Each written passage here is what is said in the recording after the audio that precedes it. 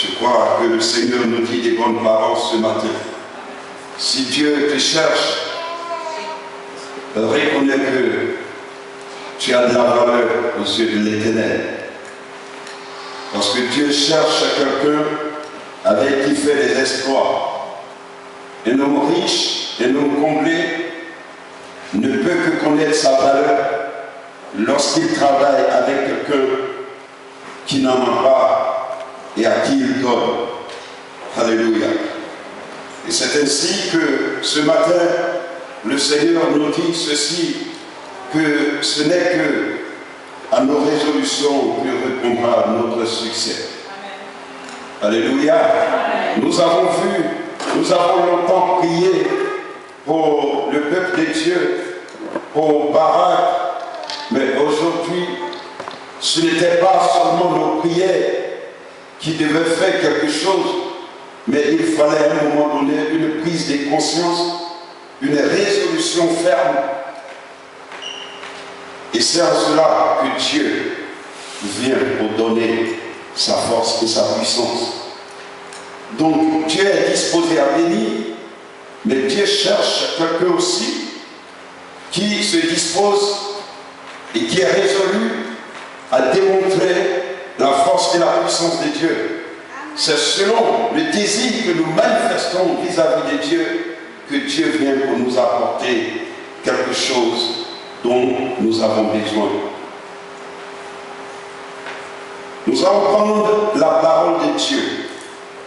Le Seigneur dit ce matin, dans son thème qu'il veut nous développer, il nous dit, à tes résolutions répondra le succès. Tu ne peux qu'avoir un succès lorsque tu es résolu. Tu ne peux qu'avoir un succès lorsque en toi-même tu veux le succès. Dieu ne peut pas t'amener à un succès, te forcer à te donner quelque chose, tant que toi-même tu ne désires pas cela. Donc Dieu a de bonnes choses, beaucoup de bonnes choses, mais il veut qu'il y ait quelqu'un qui cherche quelque chose parmi ces choses, et c'est en cela que Dieu donne la chose. Donc, tant que le peuple de Dieu ne demande rien, tant que le peuple de Dieu n'a pas une vision, tant que le peuple de Dieu ne cherche pas des mains de Dieu quelque chose, Dieu ne viendra pas de force te donner ce dont tu n'as pas besoin. C'est lorsque tu as besoin et que tu demandes que Dieu te donne. Voilà pourquoi la préfecture ne peut pas descendre parmi la nation, chercher et frapper à chaque porte. Est-ce que tu as un titre de séjour? Je voudrais te donner un titre de séjour. Est-ce que le docteur ne viendra pas dans la ville chercher des porte à porte quelqu'un qui est malade pour lui apporter un remède quelconque? Le pharmacien ne descendra pas parce que sa pharmacie est pleine, descend dans la rue pour dire je fais la promotion de mes médicaments. Il finit de faire la publicité et celui qui regarde la pub et qui est touché par cette pub va vers lui et lui dit fais ceci pour moi. Moi je veux tel remède parce que j'ai été voir le docteur. Le docteur m'a dit la maladie qui vraiment frappe ma vie a besoin de tel remède. Alors monsieur le pharmacien, donne-moi ce remède. Alléluia. Donc Dieu ne donne pas pour donner. Et c'est pourquoi le Seigneur, vous n'avez encore rien demandé. Comment voulez-vous que je vous donne? Même maman, papa est comblé d'argent. Mais si les enfants ne s'intéressent pas à eux, ils aussi restent là avec leur argent. Mais quand tu amènes ton projet, c'est la fête. Papa, est-ce que tu peux m'acheter? Il y a une nouvelle chaussure que j'ai vue, comme exaucée. Est-ce que tu peux m'acheter la nouvelle paire? Il faut lui parler quand il y a une nouvelle paire qui sort, tu vois, et va lui dire. Amen. C'est à lui maintenant de gérer ce qu'il peut gérer. Mais demande. Alléluia. Parce que si tu ne demandes pas, je peux rejeter à l'année prochaine. Parce que moi, j'ai déjà acheté et je trouve que ce que j'ai déjà acheté, c'est bon. Alléluia. Dieu, il a déjà donné la vie. Maintenant, c'est nous qui devons remarquer qu'il y a quelque chose qui manque sur nous et que nous voulons telle ou telle chose de la part de Dieu. Et c'est ça la résolution. Je remarque et je vois que j'ai besoin de telles choses pour que je sois en paix, que je sois comblé. Et c'est là que je vais vers le Seigneur et je lui parle. Alors dans le livre des Marc chapitre 5, à partir du verset 21 au verset 34, rapidement, mon bien-aimé. Je lis la parole du Seigneur. Amen. Jésus regagna en barque où une grande foule se rassembla autour de lui. Il était au bord du lac. Alors vint un des chefs de la synagogue, du nom de Jairus. Lorsqu'il aperçut Jésus, il se jeta à ses pieds et le supplia avec insistance. « Ma petite fille est sur le point de mourir. Viens, pose les mains sur elle afin qu'elle soit sauvée et elle vivra. » Jésus s'en alla avec lui. Une grande foule le suivait et le pressait de tous les côtés. Or, il y avait une femme atteinte d'hémorragie depuis 12 ans. Elle avait beaucoup souffert entre les mains de nombreux médecins. Elle avait déposé tout ce qu'elle possédait, mais cela n'avait servi à rien. Au contraire, son état avait plutôt empiré. Elle entendit parler de Jésus, vint dans la foule par derrière et toucha son vêtement, car elle se disait, même si je ne touche que ses vêtements, je serai guérie. À l'instant même, son hémorragie s'arrêta, et elle sentit dans son corps qu'elle était guérie de son mal. Jésus se rendit aussitôt compte qu'une force était sortie de lui. Il se retourna au milieu de la foule et dit, « Qui a touché mes vêtements ?» Ses disciples lui dirent, « Tu vois la foule qui te presse et tu dis, qui m'a touché ?» Jésus regardait autour de lui pour voir ce qu'elle avait fait. Qui avait fait cela? La femme, effrayée et tremblante, sachant que ce qui lui était arrivé, vint se jeter à ses pieds et lui dit toute la vérité. Alors il lui dit, « Ma fille, ta foi t'a sauvée. Pars dans la paix et sois guérie de ton mal. » Il parlait encore quand des gens arrivèrent de chez le chef de la synagogue et lui dirent, Amen. Merci. Amen.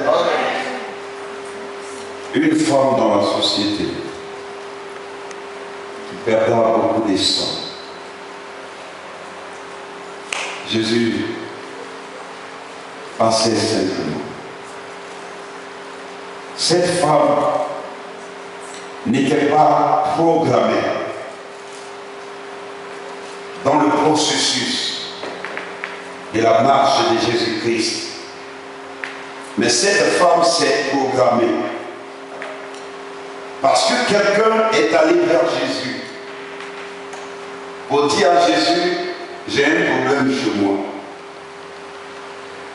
Et il peut arriver que tu peux avoir un problème chez toi.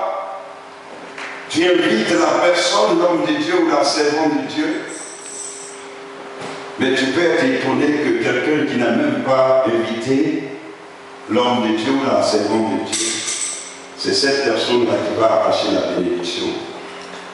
Alléluia. Et donc, Jésus étant, il y a une demande qui est faite, et la personne dit, viens parce que j'ai un problème chez moi. J'ai mon enfant. Et cette personne est déterminée que Jésus parte résoudre son problème.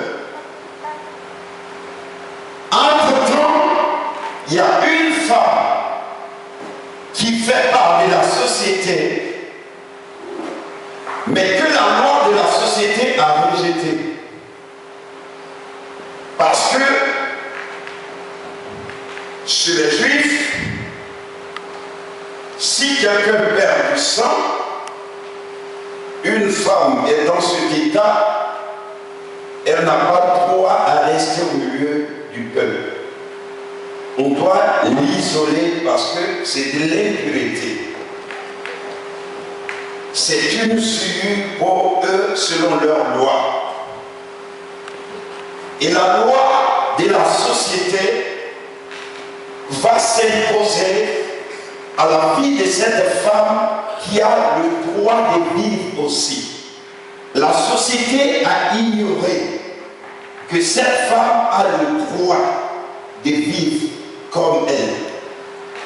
Les autorités de cette société ont ignoré, les sacrificateurs de cette société ont ignoré que la femme qui est dans cette société n'a pas besoin d'être rejetée, mais a besoin d'être soutenue et d'avoir une solution aussi pour elle. Mais la loi du monde, ayant ses principes, va mettre cette femme à l'écart. Or, Dieu soit loué, que Dieu a tant aimé le monde qu'il a envoyé son Fils Jésus-Christ, afin que quiconque croit ne périsse point, mais que la personne soit sauvée et qu'elle vive éternellement.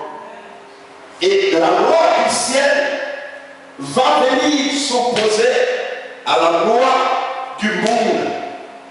Et la loi du ciel va briser le mythe de la loi de la terre. Et cette femme va prendre une résolution. Je sais que la loi de la société m'empêche. Mais il y a une nouvelle loi qui vient de sortir. C'est pourquoi je voudrais inviter le peuple de Dieu de s'informer chaque jour, parce que Dieu crée des circonstances pour annuler certaines lois de la société et permettre à quelqu'un d'être béni, parce que le peuple parmi lequel nous sommes ne regarde que ses propres intérêts. Ce n'est pas les intérêts individuels. Cette femme, elle aspirait à vivre comme les autres. Mais les autres ne voyaient pas sa souffrance pour lui permettre de trouver une solution à ce qu'elle s'épanouisse aussi. Mais Dieu, Jésus-Christ qui sait toutes les choses, va se rendre compte que cette femme-là était mise à l'écart et était condamnée à ne jamais s'épanouir. Parce que la société a des limites, et donc les limites de la société font que cette personne n'a pas le droit aussi de vivre. Alléluia. Mais une loi était déjà donnée aux Juifs. C'était que lorsque quelqu'un perd du sang, le sang c'est la vie. Et donc on ne doit pas permettre que le sang coule inutilement. Le sang ne peut être coulé lorsque quelqu'un doit réparer quelque chose. Donc quand Dieu parle d'expiation par le sang, c'est que tu as fait quelque chose et tu dois tuer un mouton, tu as péché contre Dieu. Si tu pêches contre Dieu, tue un mouton, coule le sang du mouton pour que tes péchés soient effacés. Mais cette femme, où sont ses péchés? Qu'a-t-elle fait? Pourquoi la société la condamne-t-elle? Elle a aussi le droit de vivre. Or Jésus sait que, étant venu, personne n'avait plus le droit de couler le sang. Parce que son sang doit couler. Le sang qui est juste devait couler. Et nul ne devait prendre la place de Jésus pour faire couler ce sang.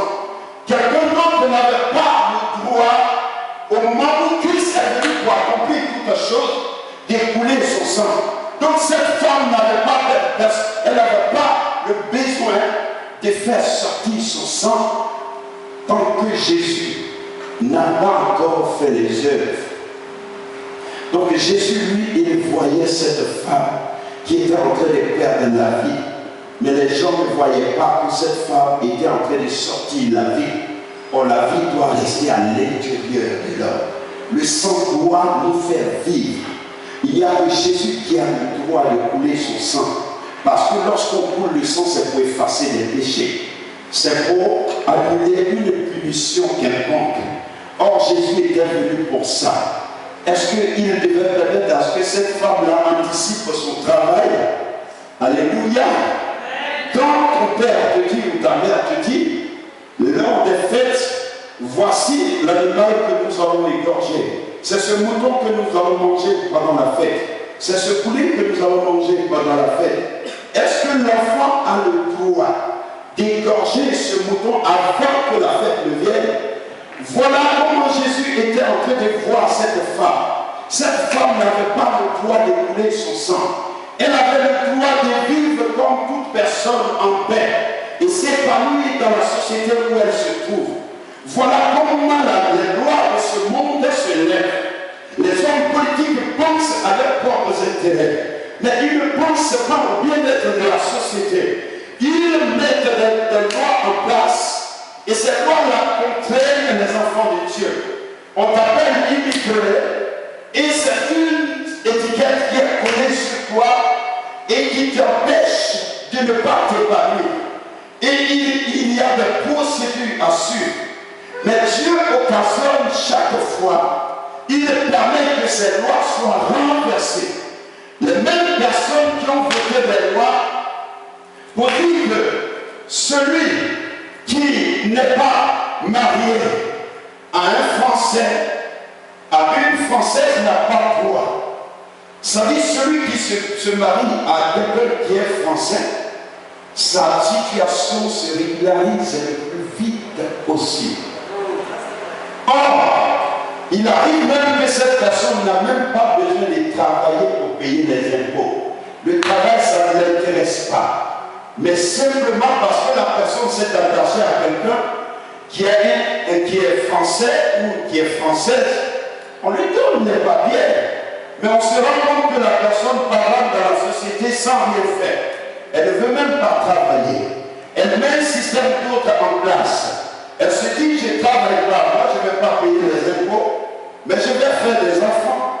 Parce qu'il y a encore un autre système qui me permet d'avoir de l'argent. Et voyez comment la société fonctionne. Pourtant, il y a des personnes dévouées à travailler et à porter le bien-être dans la société. Pourquoi ne pas régulariser ces personnes? C'était pourquoi ne pas régulariser cette femme qui va parler de Jésus? Une femme qui permettra qu'une nation soit convertie à Jésus. Une femme dont le témoignage va bouleverser sa nation. Une femme par qui Jésus devait être élevé. Pourquoi l'empêcher? Pourquoi? Parce qu'il y a des lois qui contraignent les uns les autres. Et les lois, quand elles viennent, ce sont les bonnes personnes qui sont toujours en danger face à ces lois. Les lois sont faites pour contraindre les enfants de Dieu. Or, en cette femme, il y avait une puissance. La puissance qui était en elle, c'était que son cœur croyait en Jésus. Et personne ne pouvait comprendre ce qui se manifestait dans le sein de la femme. Et la loi s'est levée, la loi a pris des dispositions. Ceux même qui étaient avec Jésus ne voulaient pas que personne touche Jésus. Or, la femme va comprendre que l'homme naturel a des facultés qui peuvent lui servir à accéder à des choses spirituelles. Alors, la femme va prendre une résolution. La résolution, c'est la foi. Elle trouve en elle une solution, et sa seule solution, c'est Jésus. Sa pensée d'hier était focalisée sur les médecins et les féticheurs. Elle avait tourné sa direction vers le monde. Elle a mis son espoir dans les solutions du monde. Mais il n'y a pas eu de gain. Dieu va lui faire grâce. Elle va entendre parler du Fils de Dieu, Jésus-Christ de Nazareth. Elle va changer de direction. Elle dit, la médecine terminée. Mon argent terminé. Je suis passé par tout terminé. Mais voilà une nouvelle direction qui s'ouvre à moi. Voici une opportunité. Saisis ce matin cette opportunité. Change de direction, de façon de voir les choses.